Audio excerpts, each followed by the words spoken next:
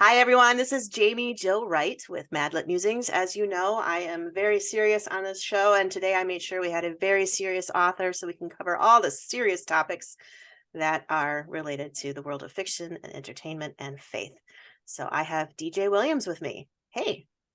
Hey Jamie, how are you? Now, I didn't know this was going to be serious. I got to get my serious Yeah, face work on on here. it because, yeah. We're going to solve all the world's problems in the next Yes, few minutes here. that's the goal. We're going to dig deep into apologetics, theology, and doctrine and give Sean McDowell a ride for his money on his podcast. But Uh-oh, I'm tapping out. I don't know if I could. I don't know if I'm that smart. I don't know if I could I'm do not that smart either. So let's just talk about fiction that. and fun. How about that? That's awesome. I like it. Oh, this is great. So we already established this before we started recording, but I'll just reiterate it since we weren't recording. You are out in warm, balmy LA while I'm here in cold, frigid Wisconsin. And Yes, we are. We're spoiled most of the time, but like I was sharing with you, uh, it snowed about a week and a half ago. We had snow on the mountains, and then it was snowing outside. Nothing stuck to the ground, and we thought it was like a bitter winter. We were just like, "Oh, there's snow," you know. But I understand that we're all a bunch of wimps out here. So, yeah. Maybe I'll send you a scarf as a thank you gift for being on the podcast. Big, can I have big, a big, thick jacket? I need a big, thick jacket. That's I'll get so you one of those funny. big down jackets that are rated for -30 below, and you'll be set for the next Oh my snowstorm in gosh, LA. that is so funny. I can't wait to wear that out. That'll be great. We had some friends come up from California last week, and we had gotten about 8 or 9 inches of snow, and my husband was out shoveling, and she ran outside. She goes, "Can I just shovel it? Can I just do it? I've never shoveled snow before." And we're like, "Go for it." That you're like literally take our chore off our hands. Yes, That's yes. great. I'm glad you find it to be an adventure. We should start charging. That would be good Well, too. I've got a friend of mine. I got a friend of mine who lives in Indiana, and I'll call him. You know, we talk all the time.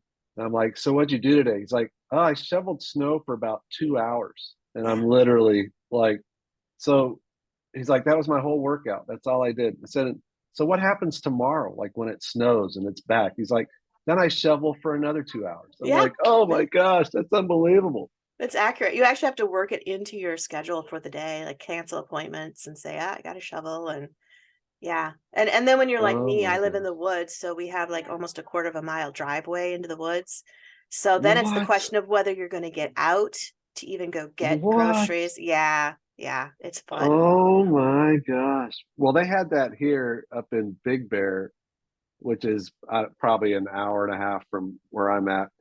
And, you know, they weren't prepared for this whole storm that came through. And yeah, there were people stuck in their houses for like 4 or 5 days. Yeah. And no one knew, like all the guys that used to drive the big trucks or whatever that clear the snow out, you know, they had all retired. So there wasn't anyone that even knew how to drive those things. I mean, we're watching it on the news going, "This is crazy." I would not want to be living up there. That is really funny. I don't know that our snowplow drivers are any better though. They always take out our mailbox every single Oh winter. my, So I'm not going to that's brag about our skills either. So that's incredible. That's awesome. oh man, but you have a book coming out April 4th, am I correct? Did you say Yes, April 4th? Okay. Hunt Freedom Star, April 4th. It hits all the retailers. And then starting April 7th, I'm doing a 18 city book tour with Barnes and Noble and other retailers and organizations. So I'll be on the road for a little while telling the Nice. story of, and you know how it is as an author, you work on something for a few years and finally it hits the shelves and you find out if people are going to like it. So Right. I know. And then you're like, I'm at the mercy of the reader at this point now. yeah, So literally, it's like, well, all the marketing, everything, we're going to find out. So yeah, that happens starting in a few weeks. well, I think the marketing must be working because you mentioned that you were at the number one bestseller for Amazon, one of the Yeah, we ended categories. up ended up number one on Amazon hot new releases, Yeah, and then we've had over 1 million views of the book trailers and the web series that we've been that's filming. awesome. So we're very excited. You know, it's a little nerve-wracking because we're getting ready to release book one. I'm working on final edits on book two, and I'm writing book three all at the same time. So Hmm. it's a little different experience for me because everyone's like, "Oh, this is exciting," and I still got the deadlines, and I'm like, "Yep, Right. I still got to keep going," you know. Yeah, yeah, no, I got you on that. I'm in the same boat too. I'm writing a book, editing a book, and launching a book all in the same week. And it's just like, whoa, I can't even enjoy the launch because I gotta get this other book written. Yeah, no, literally, you're like, "All right, we're gonna launch it, and then now we have to market for 20 some other events." So you're already Yeah, thinking about the next event, you know, yeah, instead of saying, "Yeah, let's just enjoy this night that the book is finally out." Your mind is already yeah, a few weeks ahead of everything else, you know. yeah. And you're trying to figure out, okay, I can probably get 4 hours of sleep next Tuesday night. We're gonna look forward to that 4 hours of sleep. Yeah. Well, and So, I'm still, as we talked a little bit earlier, I'm still running the production company, so that adds a whole nother right. mix of Oh yeah. craziness. But you know, I love it. I love storytelling. So any way we can make that happen, it's fun. I think that's great. So tell us a little bit about Hunt for Eden Star. Like what are we getting when we get this book? I think the best way to explain it, it's Harry Potter meets a young Indiana Jones. Instead of all the magic and the wands and the spells, everything that happens is supernatural with the Yeah. characters. So, but it's definitely kind of an epic adventure, global adventure. It begins at a private school in Hong Kong called Beacon Hill. And we're introduced to Jack Reynolds, who's kind of our main character. And we, in the first chapter of the book, something happens in Jack's life that kind of turns everything upside down, sets him on this path to uncover what's happened with his family. And then, you know, we're off and running. So that kind of gets you going. I'm one of those writers too. I don't like giving too much away, and Oh I know yeah. No. you're probably the same way. So I'm like, how do we describe it? Well, yeah, But some are that's hard. Otherwise, you do give the whole book away. yeah, Yeah. literally. I mean, we had you know reviews are coming in, and we had one review that was getting put together that gave away like four of the major plot points in the first book, and so the reviewers like rewriting taking some of that stuff out. But you know, that's the one thing as a Yeah. writer, you're always like, please don't give the major twists of the story away, please. You know, Right. so it's like I worked Yeah. hard to make that happen. So Right. Right. Yeah. Exactly. Yeah. You don't want those, and then it's like, what's the point of reading anymore? But, oh exactly. Well, yeah. and we've been pretty fortunate leading up to the release. You know, it's making the rounds in Hollywood since that's kind of my wheelhouse on the entertainment side. Mm-hmm. I've had the production company for 20 years, I think. So it's making the rounds. So we're getting feedback and hearing what people think about it kind of ahead of time. And you know, we'll see what happens. I'm excited for it to finally come out. I love because I was born and raised in Hong Kong. And Okay. so basing it out of Hong Kong was kind Mm-hmm. of a little bit of me tipping my hat to where I was raised. Yeah. Plus, you know, I love writing about that place because, you know, I grew up there. So you're Yeah. pulling in different places in the story, different locations that people that live there or grew up over there, like, oh, I know where that is, you know. Mm-hmm. And then Mm-hmm. if you haven't been there, there's the big landmarks that you will recognize, you know, which is kind of fun. So, That's awesome. Yeah, I've actually been to Hong Kong, but it's not much to brag about because I was at the airport, I think, for an eighteen hour layover and just kind of wandered around. But I thought the plane was going to crash when we landed in Hong Kong because of the hills. now, so did you land at, do you remember, did you land at Kai Tak Airport or did you land on Lantau Island? Oh, I don't think it was an island.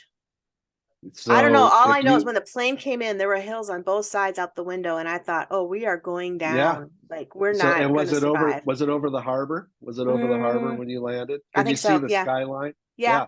Yeah. So that airport doesn't exist anymore. So they've moved the airport out to Lantau Island. But so picture when you're coming in, and you're kind of flying in between the buildings, right? Yes. Yeah. So I lived in that neighborhood. So Oh, no literally, way. Okay. yeah, literally, we could Crazy. see the planes, and part of you when you're a kid, you're just like, wow, that's incredible. The planes are like flying in between the buildings, then they land over the harbor. And then when you get older, you start realizing that is insane. Yes. I know. This was back in 98. No, 99 that yeah, I think I was there. Yeah, I 'Cause I flew bet yeah.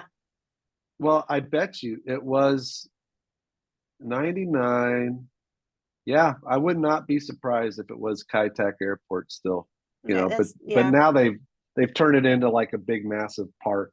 Okay. But Yeah. yeah, Yeah. that was a crazy place to come in and land for sure. Yeah, it was crazy, but Hong Kong was I mean, the little bit I saw is absolutely gorgeous too. I Hmm. mean, it's just beautiful, so it's neat to have a book set Yeah, there. it was part of that experience growing up there, different era obviously, but since I was 8, 9, 10 years old, we could take off in the city and go anywhere without our parents. Like we would just hop on Wow. a bus and take off, jump in a taxi, take the MTR, the train. And so we hardly ever spent time at home. We'd play basketball down at the local park. We'd hop on a train and go to McDonald's, that was right down in Simsat. And so it's like that upbringing to me was so already kind of adventurous Yeah, because there wasn't like, you didn't live in like a little neighborhood. You were just everywhere. everywhere. And so I've tried to bring some of that back into the Beacon Hill series with the characters where they're 15, 16, 17 years old, Mhm. but there's already this level of independence where there isn't they're already ready to get out into the world and Yeah. go chase after the truth and the artifacts and all the stuff that are part of the plot. And because that's how I grew up, there was never like an apprehension to be like, well, we don't really go to that part of town. Like we went everywhere. Yeah, and I was at the grocery store today, and I wouldn't even let my son go 4 aisles down away from me. I was like, "Nope, just wait for mom."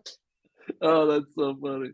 Well, and think about it, like back then, no cell phones, none Right? of that stuff. And so my parents would be like, well, where are you going? Oh, we're going to go here, here, here. Okay, see you tonight. And then we were just gone. You know what I mean? It was Wow. incredible. That was crazy. What a life. But that's gotta be so cool then to be able to incorporate that type of thing into your story too, and you talk Harry Potter, Indiana Jones, you've totally got me sold already because that's like it's the epitome of well, entertainment. well, I love the idea. I mean, at least for me, this is the way it's worked. Is I like writing about places that I've been because Mhm. I feel like it makes it more authentic. Obviously you do research and make sure everything's accurate and all lines up. But if I've been to a place and I've walked the streets, part of the story in Hunt for Eden Star goes to the Philippines, which I've been to many times. Like there's just another level of as a storyteller being able to make it authentic and make it Mm. real Yeah, if you've actually walked those roads. right. That's for me, that's how it's worked. Absolutely, absolutely. So I know there's an element of faith through your books. I mean, it's not necessarily overt in your face evangelical preaching on a soapbox Jesus, but Hmm. we've definitely got the element of faith and fundamentals kind of woven through the story. Tell me a little bit about your thought process when you're bringing faith into a YA novel that is really intended to meet a broad genre, a broad market of people. Hmm. Yeah, leading up to Beacon Hill, most of what I had written was adult espionage thrillers, so like Jason Bourne, Jack Ryan, that kind of stuff. Hmm. And so, a little backstory on Beacon Hill. I had this idea about 10 years ago, and I shared it with a friend of mine who was in the publishing world. He thought it was a fun idea. Nothing ever happened with it. And so Beacon Hill got put in the files for about 10 years. So in that interim time, I was writing these adult novels and, having fun with all the action and all the stuff that goes into those and tapping into places around the world that I have traveled, throughout my life. And out of the blue, my buddy calls me up. Now he's an agent, and he says, "Hey, do you remember Beacon Hill? Do you still have that?" And as any good writer should, you should have your files with all your ideas and everything, because Right. you never know what's going to happen. And so I said, "Yeah, I still have it." I pulled up the proposal, and realized 10 years ago I wasn't as good a writer as I might be now. And I thought, yeah, got to rewrite, lots of rewrites got to happen. So I spent a couple weeks, got everything all tidied up and the chapters the way I wanted them. And then he took it out, and we ended up selling the series in a couple of months, which Wow. is super fast. Yeah. Very. Um, and we ended up selling the project to Tyndale and Wander. And the way it's kind of evolved, and I've got other friends who are authors. Everyone's has a kind of a different experience across the board. The way it's evolved for me is Wander has given me kind of free reign to write the story I want to write. Okay. Now, obviously, I'm a believer, raised in the church. You know, I was in ministry for many years. I've been in the entertainment industry for 20 years. And I think I found a good balance between telling a story that's entertaining Hmm. and weaving elements of faith that if you're a believer, you're going to read it through one lens. If you're still kind of on the fence about the whole Christian thing, you're going to read the book for entertainment, but Hmm. you're also going to walk away asking some questions, Mm. Yeah. through what the characters go through the choices that they make, through what they're facing. So there isn't necessarily kind of a come to Jesus moment in the series, Hmm. but I feel like we've struck a really good balance between sharing elements of faith, whether it's friendship, family, love, compassion, the darker side of life, whether it's addiction and human trafficking is part of the story. And so I Hmm. think we've mixed enough of it in there that I think it appeals to both audiences, Yeah. which is a little tricky, but I feel pretty good about where it's landed. I think that's awesome, and I like that you're tackling some of the tough topics too that are unfortunately very much a part of the real world these days. And even for young adults that are reading these books, those aren't topics that honestly, when I was a kid, I probably would have understood a lot of. And my Mm-hmm. own kids know what they are. They can give you definitions and examples. Everything's coming at them a lot faster Yeah. and a lot more, Yeah. because of whether it's social media or just the way the culture is these days. They're getting hit with big life things Yeah. way faster than we may have growing up. I mean, my whole big decision when I was growing up was, what basketball court am I going to go play basketball at today? It wasn't Hmm. what a lot of teens face today, where and when we signed the deal with Wander, I did a little research, looked at what else was out there in the marketplace, because you want to make sure, if you're going to spend the next 3 years of your life writing a series, you don't want it to, be Right. like some other series that's out there. And when I looked around at what was there, you know, it kind of was a little shocking, to see what is being exposed to the young adults Yeah. in the world. And so that's part of it. If there's a mission in this whole process, that's part of the mission for me, is to give teens an alternative series that if you're pursuing your faith, hopefully it's just going to challenge you to go deeper. Mm. If you're on the fence, maybe this shows you another path that you can take.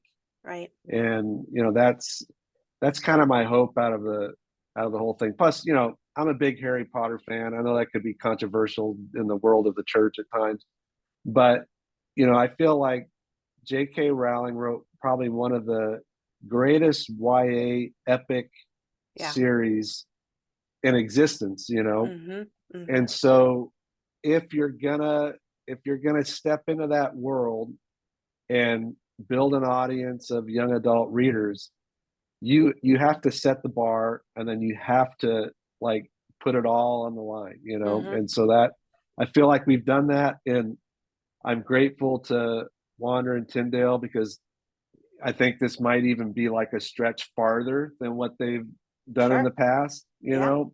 Yeah. And it's been a great experience, good partnership. And you know, I'm hoping that the first book goes so well, we add more books to the series after the third one. So I think that's a great idea. I think that's a great idea. And then we got to start a merch line and all that kind of fun stuff. yeah, we got to have merch. You got to have, you Yeah. know, all the exclusive content you can get on the website. There, like, I mean, that's what J.K. Rowling did with Harry Potter. She built a Right. world that went beyond the books, Yeah. and it was all consuming.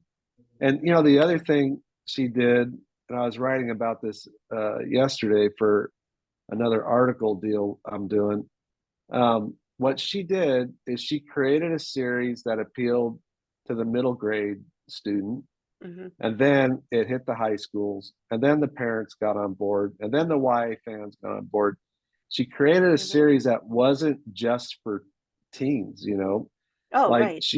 she created a series that appealed to everyone. Hmm. And you know, I think we're in a culture right now where so many teens and even college students, uh, you know, they may not be in a church pew every weekend, you Right. know. Right. So you've got to figure out, where are you going to reach them? Hmm. And what I've seen throughout my career is entertainment, whether it's film, whether it's television, whether it's the books, those kinds of stories can shift and change a culture, you know. Absolutely. So I'm hoping we get the book launched, and you know, we gain some momentum. I'm doing a bunch of stuff with different high schools and stuff, so that, you know, all that stuff is fun. So hopefully we'll get some good exposure for all of it. Yeah, that'd be awesome. And I hope your book does what J.K. Rowling's Deathly Hallows did for me. I had my sister-in-law's wedding to go to when it first released, and I spent probably 85% of the reception in a corner reading a book. And I did get in trouble, but I did get the Deathly Hallows finished. And I was like, this is way more important than a wedding. And All right. Well, if we're telling Deathly Hallows stories, I got one for you. So I'm flying out of Los Angeles airport, and before I get to security, I take my watch, I take my phone, I put it in my backpack, I put everything through the machine. All of a sudden, SWAT is showing up at the scanning machine, and they pull me aside. I mean, weapons drawn, the whole thing. And I'm like, what is going on? And one of the officers says, "What's in the bag?" And I'm like, at that point, I'm thinking, I don't know what's in the bag, because right, like who this snuck could, something in here? I was like, this could end really badly. And so I'm like, I don't know. And they're like, open the bag slowly, you know, and here everyone's watching this all Well, happen, yeah. you know. So I unzip my backpack, I open it up, everyone puts their guns down, everyone calms down, and they said, come with us. So I go around the other side of the machine, and I see the screen. They put my backpack back through the scanner. Uh-huh. And when you saw the Deathly Hallows book with my phone and my watch on top, it looked like I was trying to smuggle like an explosive device on the plane. Like you had a manifesto with an explosive device. Oh Yeah, my literally. gosh. After that, I'm thinking, I'm never carrying a book on a plane ever. So I get on the plane. I'm already like just amped, because I'm like, oh my gosh, that was crazy. So I sit down in my seat, I pull out the Deathly Hallows, and when I look to my left, all the way down the aisle, there were like two college students. There was an elderly gentleman, another lady next to him, and then another guy. And I look across, everyone had pulled out the Deathly Hallows book, Oh and my gosh. we all looked at each other. And we're like, "Don't tell me where you're at. I don't want to know." Like the whole flight, we just had our head buried in the book. It was unbelievable.